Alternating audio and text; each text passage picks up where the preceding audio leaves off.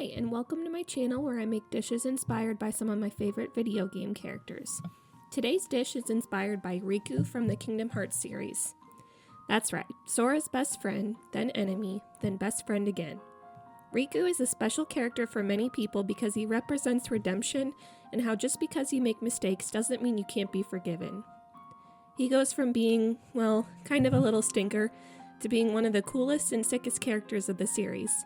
He will literally do anything for his friends, even sacrificing his appearance and waiting around in the realm of darkness for a while.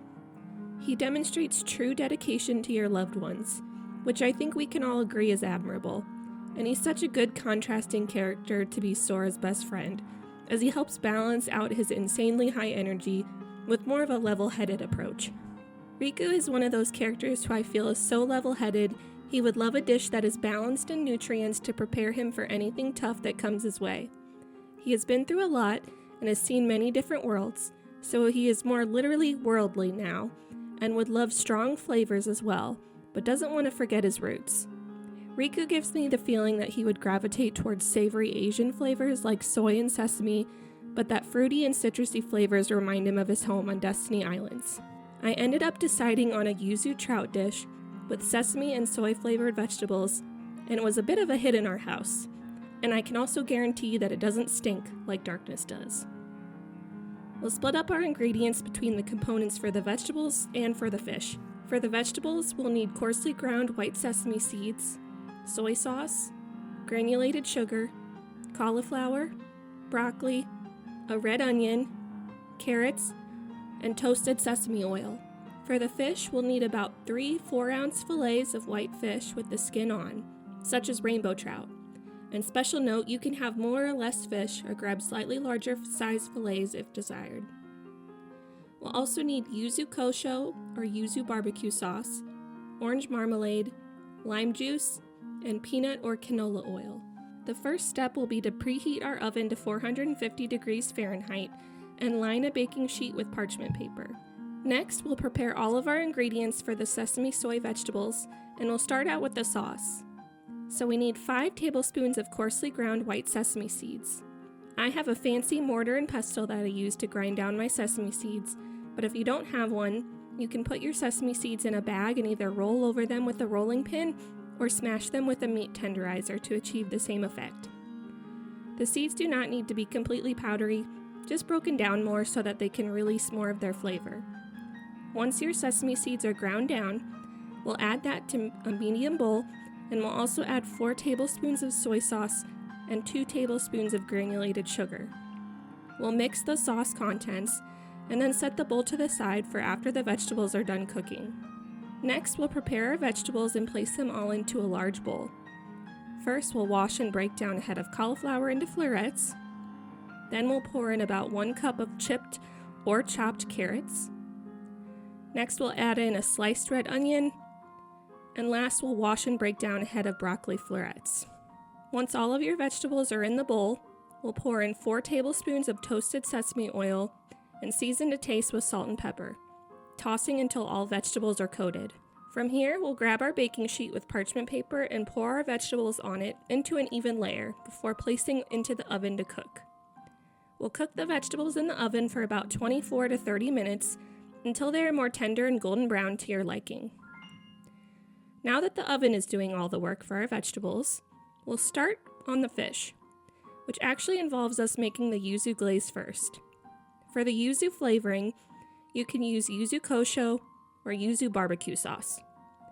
My local grocery store only had yuzu barbecue sauce, but it still tasted delicious.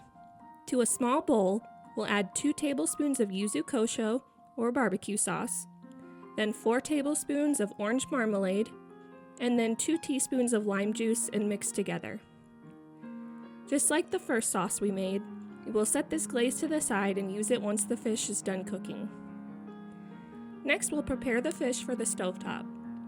We'll grab our fish fillets and pat dry both sides with paper towels, and then season both sides with salt and pepper. At the stovetop, we'll heat a large pan on medium-high heat, and once the surface is hot, we'll add about 2 tablespoons of a neutral cooking oil like peanut or canola oil. To cook our fish, we'll place the fish in the pan skin side down and cook for about 3 to 4 minutes until the skin becomes more crispy and browned. Feel free to cook longer on the skin side if you'd like, for your skin to be even crispier.